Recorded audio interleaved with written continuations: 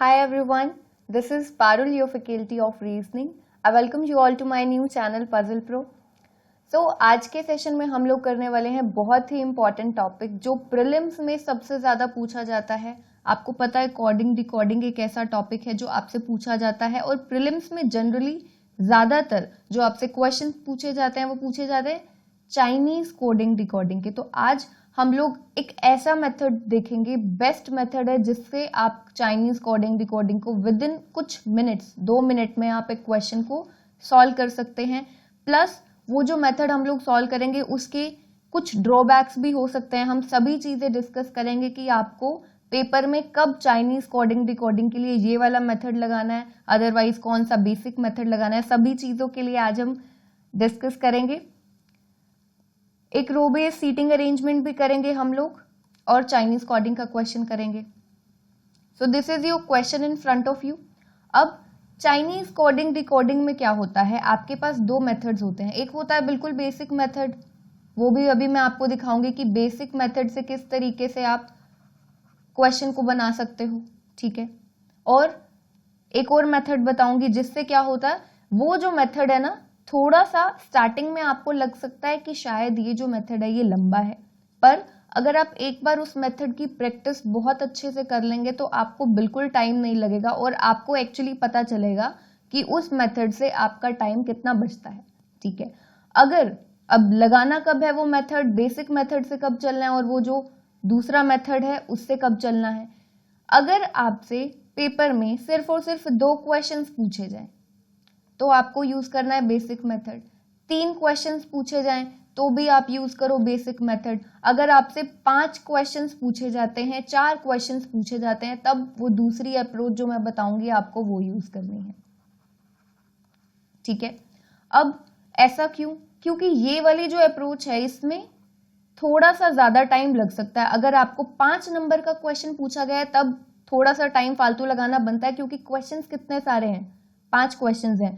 इस अप्रोच से आप क्या कर सकते हो, आपको जितने यहाँ पर वर्ड्स एक एक सेंटेंस में, हर एक सेंटेंस में जितने वर्ड्स दिए गए हैं सभी वर्ड्स का आपको एक ही बार में क्या पता चल जाएगा, सबका कोड पता चल जाएगा, ठीक है। बेसिक मेथड में क्या होता है, बेसिक मेथड से आप सिर्फ एक पर्टिकुलर वर्ड का पता लगा सकते हैं। किस तरीके से, अभी हम सब कुछ डिस्कस करते हैं। फॉर एग्जाम्पल मान लो कि पेपर में उसने आपसे क्या पूछा है, उसने आपसे पूछा है कि इरेज का कोड क्या है, उसने आपसे ये पूछा है, ठीक है। मान लो कि उसने आपसे ये पूछा है। अब बेसिक मेथड किस तरीके से लगाते हैं पहले वो सीखते हैं। पहले देखो, इन अ सर्टेन कोड लैंग्वेज, किसी कोड लैंग्वेज में डेटा इरेज मेमोरी सडन को इस तरीके से लिखा जाता है, फुल एक्सट्रीम इरेज डल को इस तरीके से लिखा जाता है, ठीक है। तो हमने यहाँ पर क्या देखा, ये जो कोडिंग डिकोडिंग है इसमें इसने हर एक वर्ड के लिए यहाँ पर एक कोड बनाया है, हर एक वर्ड का एक कोड है। 4 ये कोड्स हैं तो यहाँ पर 4 ही आपको वर्ड्स मिलेंगे। Full, extreme, erase, dull, sudden, extreme, ease, excuse, 4 words हैं तो यहाँ पर आपको EM, US, MC, BW क्या मिले, 4 कोड्स मिले, ठीक है। इस तरीके से क्वेश्चन मिलता है। अब उसने पूछा है इरेज का कोड। अब यहाँ पर क्या है, हमने देखा कि यहाँ पर ना चीजें जो है वो एक से ज्यादा बार रिपीट हो रही है कहीं कहीं पर, ठीक है। तो कोड्स भी वहीं पर रिपीट हो रहे हैं उसी तरीके से, जैसे कि यहां पर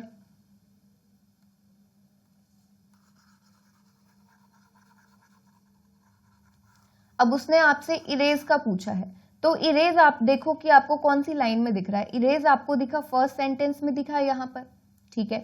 अब इरेज का कोड पता लगाने के लिए आपको चेक करना पड़ेगा कि क्या आपको किसी और सेंटेंस में इरेज मिल रहा है, ठीक है। चेक करो, सेकंड सेंटेंस में हमें इरेज मिल गया यहां पर। अब एक और चेक करो कि कहीं और कहीं मिल रहा है इरेज और कहीं पर नहीं मिला, सडन, एक्सट्रीम, इज, एक्सक्यूज नहीं है, ठीक है। फर्स्ट और सेकंड सेंटेंस में हमें मिला इरेज। अब चेक करो कि फर्स्ट और सेकंड में कॉमन क्या क्या है, एक इरेज के अलावा क्या कुछ और कॉमन है, data, memory, sudden, full, extreme, dull, नहीं। फर्स्ट और सेकंड सेंटेंस में सिर्फ और सिर्फ इरेज कॉमन है, यानी कि फर्स्ट और सेकंड सेंटेंस में अब सिर्फ और सिर्फ एक ही कोड कॉमन होगा, बाकी सभी कोड्स अलग होंगे। तो अब जरा देखो यहाँ पर कौन सा आपको कॉमन दिख रहा है, XM, FT, CR, BW, CR, UR, MC, LD, CR और CR आपको मिला कॉमन। तो हमें पता चला कि इरेज का कोड क्या है, CR है, ठीक है। इसी तरीके से देखो, अगर आपको पेपर में सिर्फ 2 ही क्वेश्चंस पूछे गए हैं तो अब उसमें आप कितनी आसानी से, यहाँ पर देखा आपको मिला इरेज, यहाँ पर इरेज मिला, आपने देखा दोनों में क्या क्या कॉमन थे, और भी चेक किया फर्स्ट और सेकंड सेंटेंस में, अगर कुछ और कॉमन होता, ठीक है, तो फिर क्या होता, आपको और देखना पड़ता कि वो जो कॉमन वर्ड है इरेज का, तो हमने चारों सेंटेंसेस में देखा, हमें सिर्फ 2 जगह पर मिला। अगर मान लो इरेज के साथ में जस्ट सपोज करो कि सडन जो है वो भी आपको सेकेंड सेंटेंस में मिल गया, ठीक है, सडन आपको सेकेंड सेंटेंस में भी मिल गया, तो इरेज और सडन का के लिए आपको क्या मिलते हैं, 2 कोड्स कॉमन मिलते फर्स्ट और सेकंड सेंटेंस में, तो फिर वो आइदर और में चला जाता है, ठीक है। ये होता है आपका बेसिक मेथड, आप सभी को आता ही होगा, ठीक है। अब हम लोग कर रहे हैं एक और अप्रोच देखेंगे कि उसको किस तरीके से सॉल्व किया जाता है, जिससे ये जितने वर्ड्स दिए गए हैं आप उसको सॉल्व कर सकते हो। अगर मान लो कि इस तरीके से आप बेसिक मेथड से सॉल्व करते हो और आपको 5 क्वेश्चंस दिए हैं और उन 5 क्वेश्चंस में कोई 2 क्वेश्चंस ऐसे हैं जो सेंटेंस फॉर्मेट में दिए हैं, जैसे कि वो आपसे प्रॉपरली एक सेंटेंस यानी कि एक वर्ड ना पूछकर 3 से 4 वर्ड्स का कोड पूछ ले, तो वहां पर अगर आप ये मेथड यूज करोगे बेसिक मेथड, तो आपका टाइम कितना ज्यादा वेस्ट होगा, बहुत ज्यादा टाइम वेस्ट होगा। तो यहाँ पर चाइनीज कोडिंग के केस में आप टाइम को बहुत ज्यादा बचा सकते हो। अगर वही आप बेसिक मेथड से सॉल्व करोगे तो आपको बहुत ज्यादा टाइम लगेगा। आप खुद कंपेयर करके देख सकते हैं, जब आप जो अभी अप्रोच बताऊंगी उसकी प्रैक्टिस कर लेंगे, ठीक है। सिर्फ और सिर्फ जो अप्रोच बताने वाली हूं उसमें आपकी रिटन स्पीड अगर अच्छी है ना, रिटन स्पीड को आप अच्छा बना लेंगे तो आप इस क्वेश्चन को बहुत ही आसानी से जल्दी से सॉल्व कर सकते हैं। सो आई होप जो बेसिक मेथड है आप सभी को समझ में आया होगा। एक बार फिर से हम इसका एक और एग्जाम्पल देख लेते हैं। जैसे कि उसने मान लो प्रॉपर का पूछा है, ठीक है, उसने पूछा है आपसे प्रॉपर का, तो प्रॉपर हमें कहां पर दिखा, 4th सेंटेंस में हमें दिखा प्रॉपर, और प्रॉपर हमें कहां पर दिखा 5th में। अब इसको चेक करो, क्या कहीं और आपको दिख रहा है प्रॉपर, फर्स्ट सेंटेंस में नहीं है, सेकंड में नहीं है, थर्ड में भी प्रॉपर नहीं है, तो थर्ड और फोर्थ में है। अब देखो क्या प्रॉपर के अलावा कुछ और आपको कॉमन दिख रहा है यहाँ पर, ठीक है, कुछ और कॉमन दिख रहा है। Proper full light memory 4th में मिला, 5th में मिला, इज प्रॉपर एक्सक्यूज, और कुछ भी नहीं है, प्रॉपर प्रॉपर कॉमन है, तो यानी कि आपको इसमें और इसमें एक वर्ड कॉमन मिलेगा। कौन सा देखते हैं, RS LD PG XM EM PG, PG आपको कॉमन मिला, तो ये PG जो है ये किसका होगा, प्रॉपर का हो गया PG। तो इस तरीके से आप बना सकते हैं, कोड ढूंढ सकते हैं यूजिंग बेसिक मेथड, ठीक है। अगर आपसे क्वेश्चंस पूछे गए हैं सिर्फ 2 या 3 तो बेसिक मेथड सॉल्व कीजिए। अगर आपसे क्वेश्चंस पूछे गए हैं 5 तो आप इस क्वेश्चन को नहीं, तो इस बेसिक मेथड से नहीं क्वेश्चन को सॉल्व करेंगे। किस मेथड से करेंगे उसको अभी डिस्कस करते हैं। सो अब क्या करना होता है आपको, इसमें ये वाला जो मेथड है इसमें आपको जितने भी कोड्स दिए गए हैं और जितना भी आपको सेंटेंसेस दिए गए हैं उन सभी को नोट करना होता है, ठीक है। अभी हम क्या करते हैं, अब आप पेपर में इसको जल्दी कैसे बना सकते हैं उस चीज की भी बात करते हैं।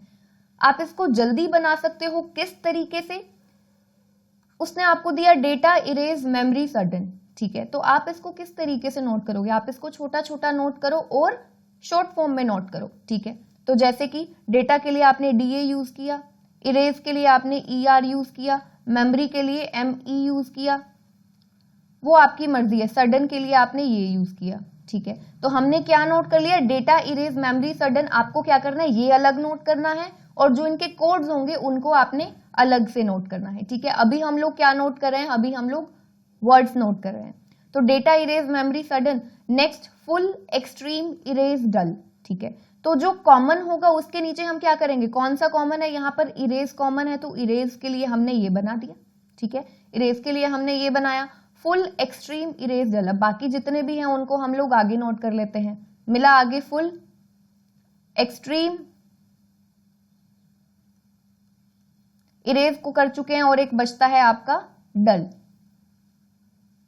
ठीक है, ये नोट कर चुके हैं। इसके बाद third sentence sudden extreme ease excuse. अब ये सब जो आपको लिखना है आपको बहुत जल्दी जल्दी लिखना है, जितनी आपकी जल्दी लिखने की आदत होगी उतना ही आप इस क्वेश्चन को बहुत जल्दी सॉल्व कर लेंगे, ठीक है।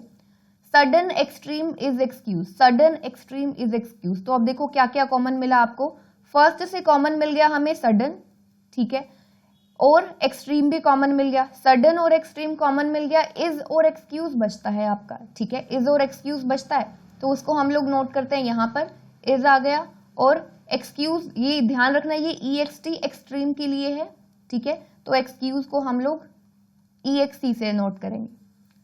फोर्थ सेंटेंस में देखो proper full light memory, proper full light memory को आपको नोट करना है। तो अब देखो क्या क्या कॉमन है, फुल कॉमन मिला, ठीक है, और क्या कॉमन मिला, प्रॉपर, फुल, लाइट और मेमोरी, मेमोरी कॉमन मिला आपको यहां पर, ठीक है। आपको ये ध्यान रखना है, ये है आपका फर्स्ट सेंटेंस, ये है सेकंड, ये है आपका third, this is your fourth, ठीक है। तो क्या मिला फोर्थ में हमें, क्या क्या कॉमन मिला, एक तो मिला फुल कॉमन मिला, एक मिला आपको मेमोरी कॉमन, अब बचता है प्रॉपर और लाइट, ठीक है। प्रॉपर और लाइट कहीं पर भी नहीं है, तो इसे हम आगे नोट करते हैं,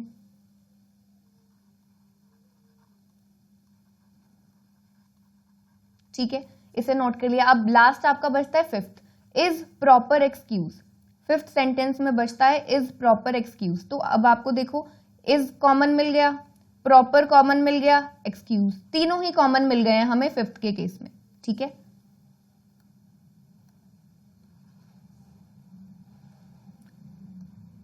इज प्रॉपर एक्सक्यूज ये तीनों हमें फिफ्थ में कॉमन मिल गए। तो हम किसको नोट कर चुके हैं, अभी हमने वर्ड्स को नोट कर लिया है। सिमिलर पैटर्न में आपको क्या करना है, ये नोट करना है, क्या नोट करना है, जो आपको कोड्स दिए गए हैं, यानी कि पहले first line as it is करोगे, उसके बाद सेकंड सेंटेंस में जो कोड्स होंगे उसमें से जो कॉमन होंगे उनके लिए आप ये यूज करेंगे, ठीक है, क्योंकि बार बार लिखना इज नॉट गुड ना, क्योंकि आपको जल्दी से जल्दी क्वेश्चन को सॉल्व करना है, उसका कोई फायदा नहीं होगा। तो अभी हम लोग नोट करते हैं कोड्स को, XM FT CR BW, ठीक है, XM FT CR BW ये नोट किया हमने।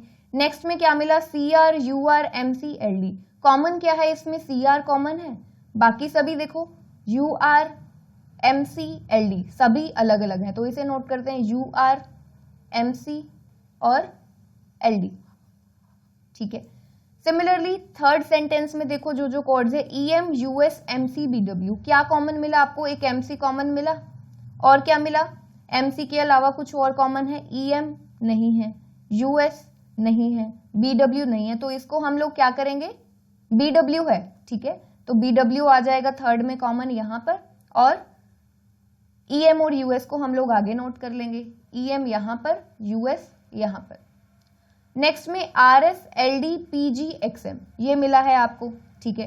तो अब देखो क्या क्या कॉमन मिला है, एक तो आपको मिला XM कॉमन, ठीक है, XM कॉमन मिला कहां से, फर्स्ट से कॉमन है, XM यहां पर आ गया, ठीक है, XM आ गया, और क्या कॉमन है, LD कॉमन मिला, XM मिला, LD भी कॉमन है, देखो LD यहां पर है, ठीक है, LD मिला, PG और RS, PG और RS इसको हम अलग नोट कर लेते हैं, PG और RS, ठीक है।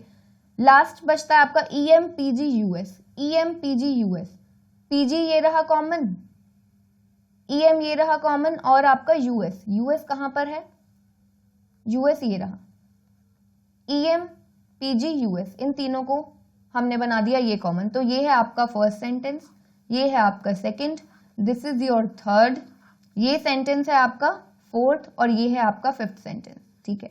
तो अब हम दोनों को ही नोट कर चुके हैं, आप सभी देख चुके हैं कि किस तरीके से आपको नोट करना है, बहुत ही सिंपल सा, इसमें कुछ एक नई चीज नहीं है जो आपको याद रखनी है, सिंपली नोट करना है।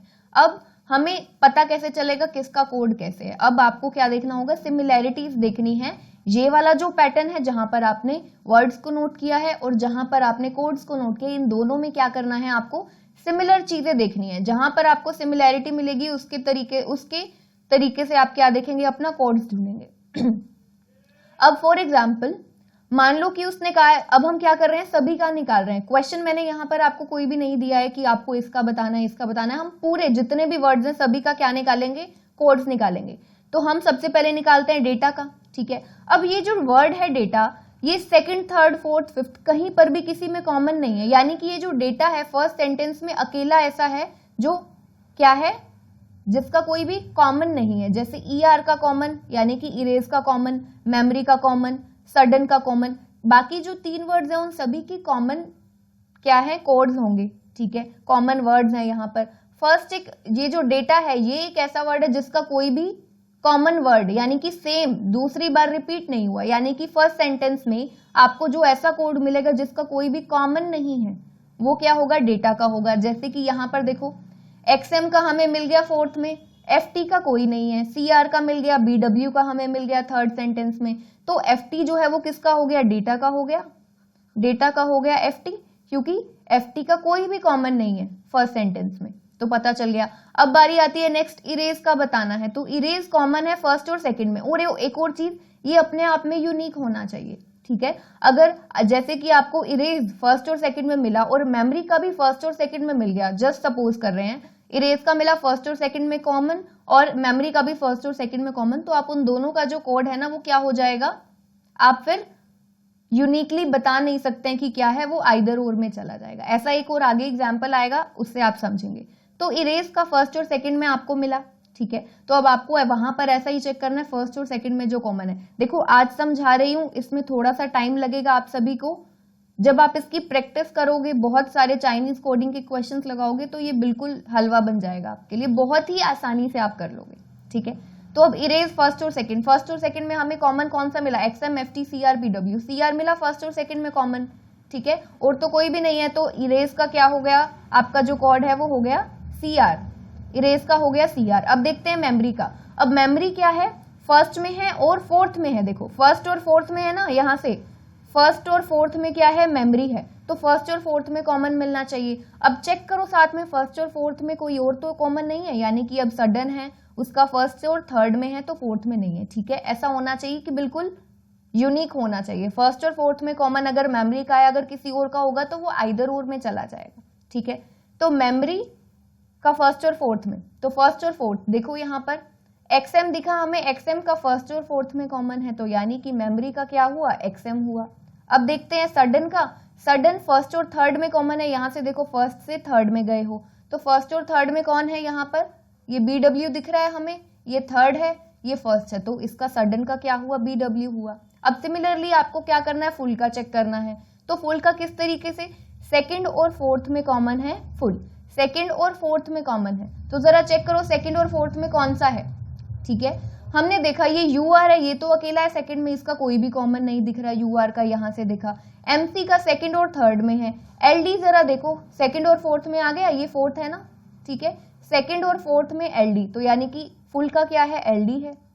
अब एक्सट्रीम की टर्न आती है, तो एक्सट्रीम क्या है, सेकंड और थर्ड में कॉमन है, सेकंड थर्ड में अभी कौन कॉमन था, MC था, तो एक्सट्रीम का क्या हो गया, आपका MC हो गया। अब बचता है डल, उसका क्या होगा, एक ही जो बचता है UR, और इसको चाहो तो आप इस तरीके से भी चेक कर सकते हो, डल का कोई और कॉमन वर्ड नहीं है, तो UR का भी कोई भी, देखो नीचे कोई भी कॉमन वर्ड नहीं है, ठीक है। अब आपको चेक करना है इज का, तो इज का चेक करना है, इज का हमें कहां पर मिला, थर्ड और फिफ्थ में कॉमन मिला, ठीक है। अब चेक करो थर्ड और फिफ्थ में कोई और तो नहीं है, थर्ड सेंटेंस में एक और वर्ड है एक्सक्यूज, जिसका कॉमन फिर से कहां पर मिला, फिफ्थ में मिला, यानी कि अब आप इज और एक्सक्यूज का जो कोड है वो नहीं बता सकते हो, वो उसके लिए आपके पास दो ऑप्शंस होंगे। कैसे, देखो मान लो इज और ये जो है थर्ड और फिफ्थ में कॉमन है ना, तो यहां पर थर्ड और फिफ्थ में देखो, थर्ड और फिफ्थ में कॉमन आपको कौन सा मिला, ये EM का मिला थर्ड और फिफ्थ में, और ये जो US है इसका भी मिला थर्ड और फिफ्थ में। अगर आपको इज का बताना है तो थर्ड, इज के लिए थर्ड और फिफ्थ में कॉमन चाहिए था, तो इज के लिए क्या हुआ, एक ऑप्शन है EM, एक ऑप्शन है US। अब आपको क्या पता इनमें से कौन सा सही है। Similar is the case with excuse, क्योंकि एक्सक्यूज का भी थर्ड और फिफ्थ में कॉमन है, ठीक है, थर्ड और फिफ्थ में एक्सक्यूज का कॉमन है, तो यहाँ पर EM और US दो है थर्ड और फिफ्थ के लिए, तो इसके लिए EM भी हो सकता है, US भी हो सकता है, और इसके लिए भी EM भी हो सकता है, US भी हो सकता है एक्सक्यूज के लिए, ठीक है। तो ये हुआ। अब इसके बाद बारी आती है प्रॉपर की और लाइट की। तो प्रॉपर का क्या है, फोर्थ और फिफ्थ, प्रॉपर के लिए फोर्थ और फिफ्थ में कॉमन होना चाहिए, तो जरा देखो फोर्थ PG है और ये है फिफ्थ, तो फोर्थ और फिफ्थ का कॉमन मिल गया, प्रॉपर का क्या होगा, PG होगा, ठीक है। और लाइट जो है वो फोर्थ में एक अकेला बचता है, तो फोर्थ में एक अकेला RS बचता है, तो लाइट का क्या हो गया, RS हो गया, ठीक है। तो इस तरीके से हमने क्या किया है, जितने भी आपके वर्ड्स थे सभी का हमने कोड निकाल चुके हैं, जितने भी वर्ड्स थे सभी के कोड्स निकल चुके हैं। अब मान लो वो आपसे एक सेंटेंस फॉर्मेट में भी पूछता है, ठीक है, तो अब आपके सामने data, erase, memory, sudden, full, extreme, dull, ठीक है, सभी का है, ठीक है, सभी के हैं, सभी वर्ड्स के आपको कोड्स मिल चुके हैं। अब वो आपसे सेंटेंस फॉर्मेट में भी पूछेगा तो आप उसको विद इन, आपको क्या करना होगा, आपको ऑप्शंस मिलते हैं एग्जाम में, ऑप्शंस में देख के बस टिक ही तो करना है, बहुत आसानी से हो जाता है। एक बार के लिए आपको ये मेथड थोड़ा सा लेंदी लगेगा, देखो थोड़ा सा लेंदी तो है, और मैं इसीलिए बार बार बोल रही हूँ, अगर आपको 2 क्वेश्चंस मिलते हैं, 3 क्वेश्चंस मिलते हैं, 2 या 3 को सॉल्व करने के लिए ये मेथड लगाना इज नॉट ओके, ठीक है। अगर आपको 3 क्वेश्चंस मिलते हैं और सेंटेंस फॉर्मेट में मिलते हैं तब आप ये लगाओ, अदरवाइज 4 और 5 क्वेश्चंस मिलते हैं तो आप इस मेथड को लगाओ, अदरवाइज 2 क्वेश्चंस पूछता है तो वो तो आप बेसिक मेथड से भी जल्दी से सॉल्व कर सकते हैं। कितना टाइम लगता है, ज्यादा टाइम नहीं लगता है, ठीक है।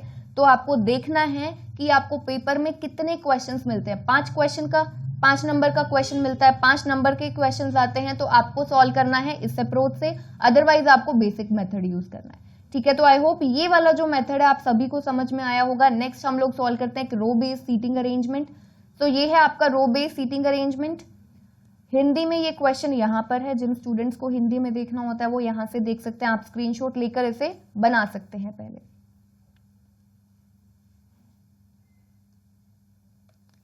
सो देखो क्या कहता है, 8 friends A, B, C, D, E, F, G, H are sitting in a row. 4 of them face north and rest face south. कहता है 4 लोग नॉर्थ डायरेक्शन फेस करते हैं, एक रो में बैठते हैं 8 लोग, 4 लोग नॉर्थ डायरेक्शन को फेस करते हैं और 4 लोग साउथ डायरेक्शन को करते हैं, not necessarily in the same order, ठीक है। All of them like different colours, सभी को अलग अलग कलर्स पसंद है। यहाँ पर उसने रो बेस्ड सीटिंग अरेंजमेंट दी है, साथ में एक वेरिएबल दे दिया है आपको कलर्स का। कलर्स दिए हैं उसने pink, red, blue, violet, green, white, sky and brown, not necessarily in same order, ठीक है।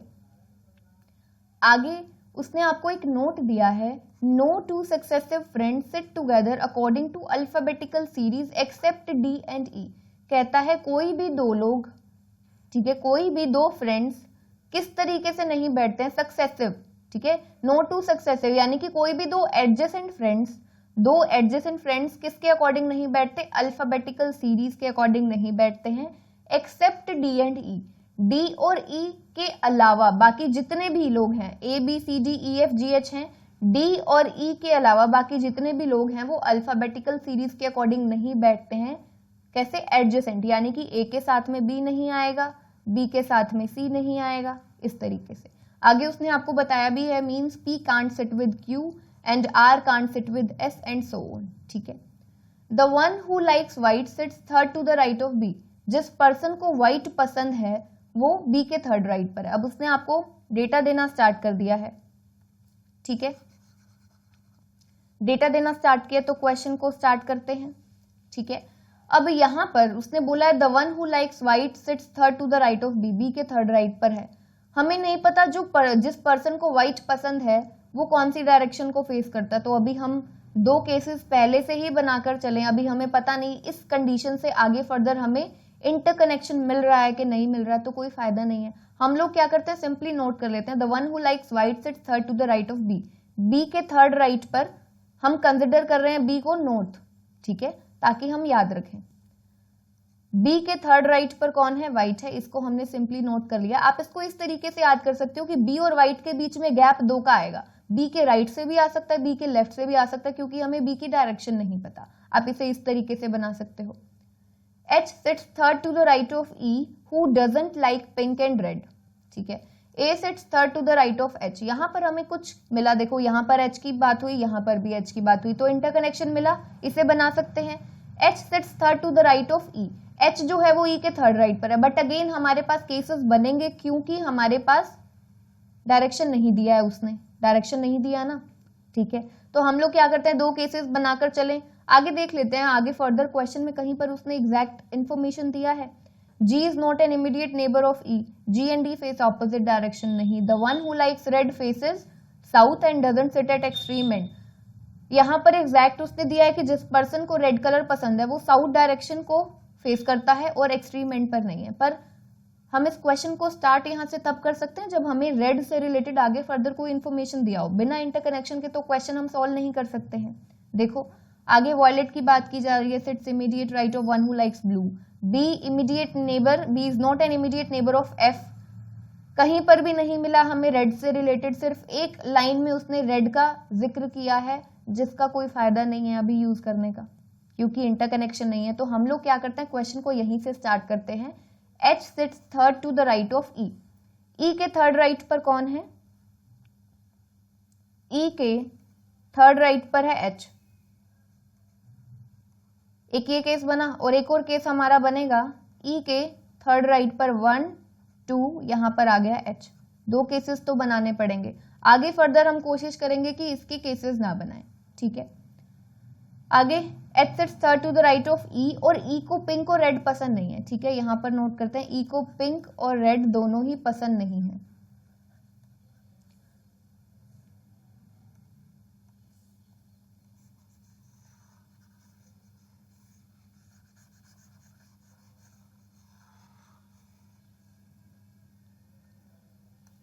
H sits third to the right of E हम बना चुके हैं, और E को doesn't like pink and red ये नोट कर चुके हैं। A sits third to the right of H। A जो है वो H के थर्ड राइट पर है, ठीक है। H के थर्ड राइट पर A है। अब यहां से हमें देखो एक चीज का पता चलता है, E नॉर्थ फेसिंग है तो H को भी नॉर्थ फेसिंग होना पड़ेगा। क्यों? क्योंकि H के थर्ड राइट पर A है। अगर आप H को साउथ में बनाओगे, ठीक है, मान लो आपने H को बनाया साउथ में, तो A कहां पर आएगा? इस E की जगह पर आना चाहिए, जो गलत हो जाएगा। दैट मीन्स E और H दोनों की डायरेक्शन होगी सेम। E और H दोनों की डायरेक्शंस क्या होंगी? सेम होंगी। तो H के थर्ड राइट पर A जो है वो यहां पर बनेगा, ठीक है। सिमिलरली जो आप सेकंड केस बना रहे हैं, E के थर्ड राइट पर H और H के, अब E की डायरेक्शन साउथ तो H की डायरेक्शन भी क्या होगी? साउथ। H के थर्ड राइट पर क्या आ जाएगा? A आ जाएगा, ठीक है। ये हमने बनाया। और यहां पर देखो उसने ऊपर यूज किया था D और E जो है साथ में आएंगे। अल्फाबेटिकल सीरीज के अकॉर्डिंग कोई भी दो एडजेसेंट पर्संस नहीं बैठते हैं D और E के अलावा, तो हम लोग यहाँ पर नोट करें D और E जो है वो साथ में आएंगे। प्लस अब देखो ये हमारे पास टोटल 8 पर्संस का अरेंजमेंट था। कितने पर्सन हो चुके हैं? 1 2 3 4 5 6 7, 7 लोग हो चुके हैं। अब दो ही केसेस बचते हैं, या तो A के इधर होगा, A के साथ में होगा जो 8th पर्सन होगा, या E के साथ में होगा। अब D और E साथ में है, हमें नहीं पता E के साथ में D यहां भी आ सकता है, यहां भी आ सकता है। तो अभी क्वेश्चन को आगे फर्दर, मतलब यहां से और cases banana is not good. आगे क्वेश्चन को पढ़ लेते हैं। कहता है G is not an immediate neighbour of E and doesn't sit at extreme and. G जो है वो E का इमीडिएट नेबर नहीं है। G और E दोनों इमीडिएट नेबर्स नहीं है, ठीक है। और G जो है वो एंड पर नहीं आएगा। G जो है वो किसी भी एंड पर नहीं आएगा, ठीक है। नोट कर लिया। G and D face opposite direction of B। G और D की डायरेक्शन जो है वो क्या है? ऑपोजिट है B के। तो हम लोग इसको इस तरीके से नोट करते हैं, B की जो भी डायरेक्शन होगी G और D दोनों की उससे ऑपोजिट होगी। इस तरीके से नोट किया हमने। The one who likes red faces south, south direction को फेस करता है, and doesn't sit at extreme end of the row. The one who likes red, जिस पर्सन को रेड कलर पसंद है, देखो क्या कहता है, जिस पर्सन को रेड कलर पसंद है वो साउथ डायरेक्शन को फेस करता है, यानी कि ये डायरेक्शन होगी, लेकिन वो एक्सट्रीम एंड पर नहीं आएगा। जो रेड जिसको भी पसंद है वो एक्सट्रीम एंड पर नहीं आएगा, ये हमने क्रॉस कर दिया, पर इसकी डायरेक्शन क्या है? साउथ है, वो हमने नोट कर ली है यहां पर। The one who like violet sits immediate right of the one who likes blue. The one who likes violet, जिस पर्सन को वॉयलेट कलर पसंद है, sits immediate right of the one who likes blue. जिसको blue पसंद है उसके immediate right पर आएगा, ठीक है। आगे देखो क्या कहता है, B is not an immediate neighbour of F। B और F इमीडिएट नेबर्स नहीं है, पहले इसे नोट करो। B और F इमीडिएट नेबर्स नहीं है। B और F इमीडिएट नेबर्स नहीं है, एंड लाइक्स ब्लू। और ये जो B है इसको कौन सा कलर पसंद है? ब्लू है। अभी हमने पढ़ा था जिस पर्सन को ब्लू पसंद है उसके इमीडिएट राइट पर वॉयलेट आएगा, तो यानी कि B को कौन सा कलर पसंद है? ब्लू, ठीक है। और उसके इमीडिएट राइट पर वॉयलेट आएगा। ब्लू के इमीडिएट राइट पर क्या आएगा? वॉयलेट आएगा। इसको हमने इस तरीके से नोट कर लिया है यहाँ पर, ठीक है। ब्लू के इमीडिएट राइट पर क्या आएगा? वॉयलेट आएगा। F लाइक्स ग्रीन, F को ग्रीन कलर पसंद है, ठीक है। इसे नोट कर लेते हैं कि F को ग्रीन कलर पसंद है। D sits at extreme end of the row. D कहां पर बैठता है? Extreme end of the row, और उसको ब्राउन कलर पसंद है एक्सट्रीम एंड पर। अब देखो हमारे पास इन टोटल 7 लोग आ चुके थे, यानी कि 7 पर्संस का अरेंजमेंट बना चुके थे। 8 पर्सन के लिए हम डाउटफुल थे कहां पर आएगा, और हमें ये पता है कि D और E ने साथ में आना था। डी और ई ने साथ में आना था। सिर्फ यही 2 पर्सन है जो अल्फाबेटिकल ऑर्डर के अकॉर्डिंग बैठे हैं, अदरवाइज कोई भी नहीं बैठा है। तो डी और ई, डी कहां पर है, एक्सट्रीम एंड पर है, उसको ब्राउन कलर पसंद है, तो इसका मतलब ये है कि डी यहां पर आएगा क्योंकि डी एक्सट्रीम एंड पर है और उसको कलर कौन सा पसंद है, ब्राउन कलर पसंद है। तो यहां पर हमने नोट किया डी को ब्राउन कलर पसंद है। तो ये हो गया हमारा 8 पर्सन्स का arrangement first case. Second case में भी डी कहां पर आ जाएगा, यहां पर आएगा क्योंकि डी कहां पर है, उसने बोला एक्सट्रीम एंड पर है डी और उसको कलर कौन सा पसंद है, ब्राउन, हमने यहां पर नोट कर लिया। 8 पर्सन्स का अरेंजमेंट हमारा दोनों में कंप्लीट हो चुका है। अब हमें आगे फर्दर क्या करना है, क्वेश्चन को सोल्व करना है। किस तरीके से करना है वो देखते हैं, ठीक है। अब जरा देखो, उसने बोला जी और ई जो है वो इमीडिएट नेबर्स नहीं है यहां से, ठीक है। जी और ई इमीडिएट नेबर्स नहीं है तो जी यहां पर नहीं आ सकता, जी यहां पर नहीं आ सकता। ये आपका है फर्स्ट केस, ठीक है, ये फर्स्ट केस है और ये आपका सेकंड केस है। फर्स्ट केस में जी और ई इमीडिएट नेबर्स नहीं है, जी यहां पर नहीं आ सकता। अब अल्फाबेट ऑर्डर के अकॉर्डिंग, अल्फाबेटिकल ऑर्डर के अकॉर्डिंग जी और एच यहां पर, जी यहां पर भी तो नहीं आ सकता और जी यहां पर भी नहीं आ सकता। एच का इमीडिएट नेबर जी हो ही नहीं सकता, ठीक है। तो जी के लिए एक ही जगह बची, वो आया यहां पर। कहां पर, फर्स्ट केस के अकॉर्डिंग जी को प्लेस कर दिया। सिमिलरली अब हम सेकंड केस में जी को प्लेस करेंगे। ई और जी इमीडिएट नेबर्स है नहीं तो जी यहां पर नहीं आएगा। जी और एच इमीडिएट नेबर्स नहीं है क्योंकि अल्फाबेटिकल ऑर्डर के अकॉर्डिंग नहीं बैठे, तो ए के साथ में जी यहां पर आ जाएगा। अब हम नोट कर चुके हैं इसे, और उसने देखो ये भी बोला था जी जो है वो एंड में नहीं आएगा, जी एंड में नहीं आया, जी बीच में आया है, ठीक है। तो हम लोग उसे हटा देते हैं उन कंडीशंस को जिनको नोट कर चुके हैं। डी और ई को नोट कर चुके हैं, जी और ई को नोट कर चुके हैं।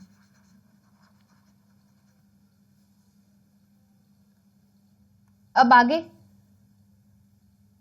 अब हमें आगे देखना है कि किस तरीके से क्वेश्चन को करना है। अब उसने बोला हमें ये पता है, देखो एफ को ग्रीन कलर पसंद है और बी और एफ साथ में नहीं है, और अभी तक बी और एफ दोनों को ही हमने प्लेस नहीं किया है, ठीक है। तो पहले एफ को ही बनाएं, ठीक है। क्यों, देखो अभी हम कलर्स को कहीं पर प्लेस नहीं कर सकते जब तक हमारा पर्सन्स को प्लेस नहीं करेंगे, क्योंकि देखो उसने बताया एफ को ग्रीन पसंद है, बी को ब्लू पसंद है, तो हम क्वेश्चन को इजीली बना सकेंगे अगर हम सभी पर्सन्स को पहले प्लेस करेंगे। इसीलिए अभी पहले कलर्स का कुछ नहीं कर सकते हो आप, कलर की लाइकिंग पर्सन्स की नहीं बता सकते हो, यहां से क्वेश्चन नहीं स्टार्ट कर सकते। तो अब एफ को बनाते हैं पहले। देखो ई के साथ में एफ यहां पर नहीं आएगा, ई के साथ में एफ यहां पर नहीं आएगा और एफ यहां पर भी नहीं। क्यों, एफ और जी अल्फाबेटिकल ऑर्डर के अकॉर्डिंग साथ नहीं आने चाहिए, तो एफ यहां पर भी नहीं आएगा, ठीक है। तो एफ यहां पर नहीं है, एफ यहां पर नहीं है, एफ के लिए यहां पर जगह बचती है, सिर्फ यहां पर आएगा, ठीक है। सिमिलरली सेकेंड केस में ई के साथ में एफ इस जगह पर नहीं आ सकता और एफ जो है वो जी के साथ भी नहीं आएगा। क्यों, एफ जी अल्फाबेटिकल ऑर्डर में एफ के जस्ट बाद में जी आता है, तो एफ और जी साथ में नहीं आएंगे, तो एफ के लिए जगह बचती है यहां पर, हमने नोट कर लिया। अब एफ को कलर कौन सा पसंद है, ग्रीन कलर पसंद है, ठीक है। तो इसे हम लोग इस तरीके से यहां पर ग्रीन हमने लिख दिया और यहां पर भी एफ के ऊपर ग्रीन, डी को ब्राउन।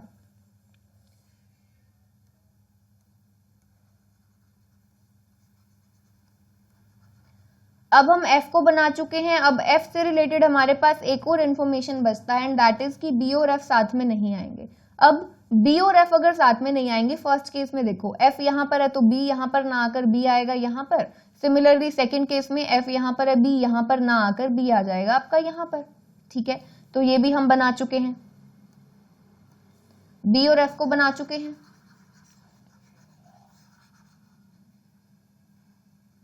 अब देखते हैं आगे क्या कर सकते हैं। एक ही पर्सन बचता है, वो कहां पर आएगा, देखो ए आ चुका है, बी आ चुका है, सी बचता है, ए बी सी बचता है, तो सी आ जाएगा यहां पर, सी आ जाएगा इस केस में यहां पर।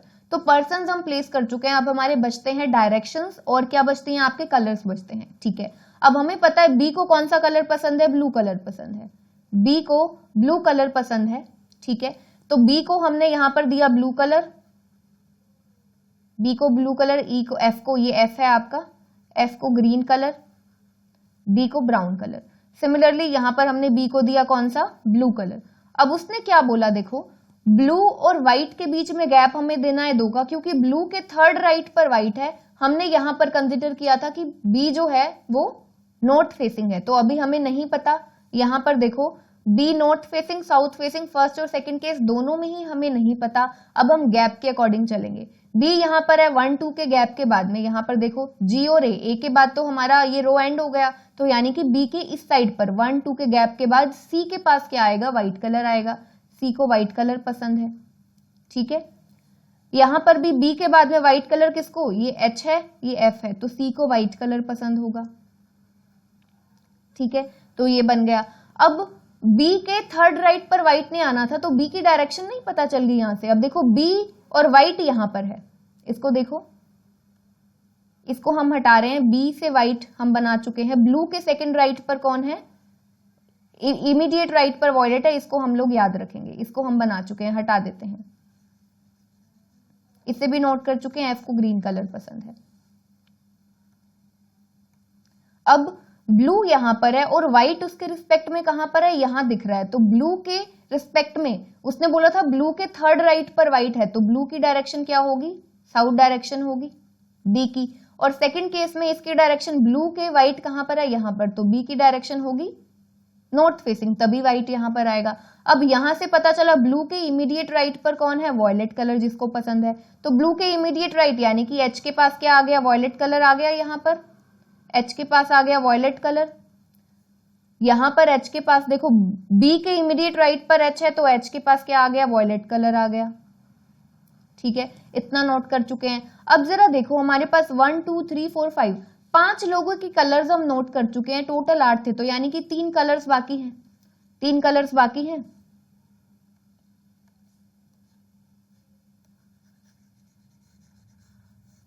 तीन कलर्स बाकी हैं। अब यहां पर देखो ई को पिंक और रेड कलर पसंद नहीं है, ठीक है, ई को पिंक और रेड पसंद नहीं है। तो अब जरा देखो ई के लिए 2 कलर्स कैंसिल हो गए, पिंक और रेड, ठीक है। पिंक और रेड के अलावा बाकी के जो कलर्स है, brown, white, green, violet, blue, हम प्लेस कर चुके हैं। यानी कि ये जो पिंक और रेड है ये जी और ए के पास जाएंगे, पिंक और रेड जी और ए के पास जाएंगे, और ई के पास कौन सा कलर आएगा, फिर बचता है जो last, pink, red, blue, violet, green, white, sky बचता है, स्काई कलर बचता है, तो ई के पास आएगा आपका स्काई कलर, ठीक है। सिमिलरली यहां पर ई के लिए पिंक और रेड कैंसिल है, तो ए और जी के पास आ जाएंगे पिंक और रेड, वो हम बाद में देखेंगे। और ई के पास कौन सा कलर आ जाएगा, ई के पास आएगा आपका स्काई कलर, ठीक है। ये हम नोट कर चुके हैं।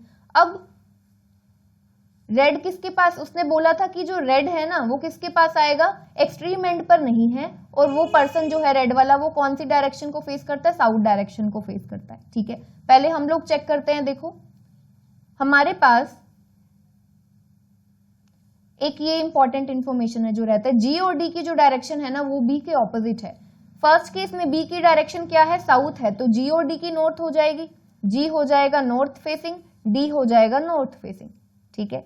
सिमिलरली सेकंड केस में बी की डायरेक्शन क्या है, बी की डायरेक्शन है यहां से नॉर्थ फेसिंग, तो जी और डी हो जाएंगे south facing, D south facing, G भी हो जाएगा आपका साउथ फेसिंग, ठीक है। अब हमें पता है टोटल 4 लोग ऐसे हैं जो साउथ फेसिंग है, 4 लोग ऐसे हैं जो नॉर्थ फेसिंग है, 4 नॉर्थ 4 साउथ उसने बताया था। अब इसको एक बार चेक करते हैं। देखो अब हमारे पास, और रेड किसको पसंद है, रेड उसको पसंद है जो एक्सट्रीम एंड पर नहीं है, तो अब हमारे पास जी और ए बचते हैं, तो जी के पास आएगा रेड कलर, लेकिन वो कौन सा डायरेक्शन को फेस करना चाहिए, साउथ डायरेक्शन, ठीक है। रेड कलर जिसको पसंद है साउथ डायरेक्शन, तो फर्स्ट केस हो गया गलत, क्योंकि जी रेड पसंद है पर वो है कौन सी डायरेक्शन में, नॉर्थ फेसिंग, यानी कि आपका जो फर्स्ट केस है वो गलत हो गया, तो फर्स्ट केस को हटा देते हैं। करेक्ट केस आपको पता चल चुका है कि वो कौन सा है, आपका सेकंड जो है वो आपका करेक्ट।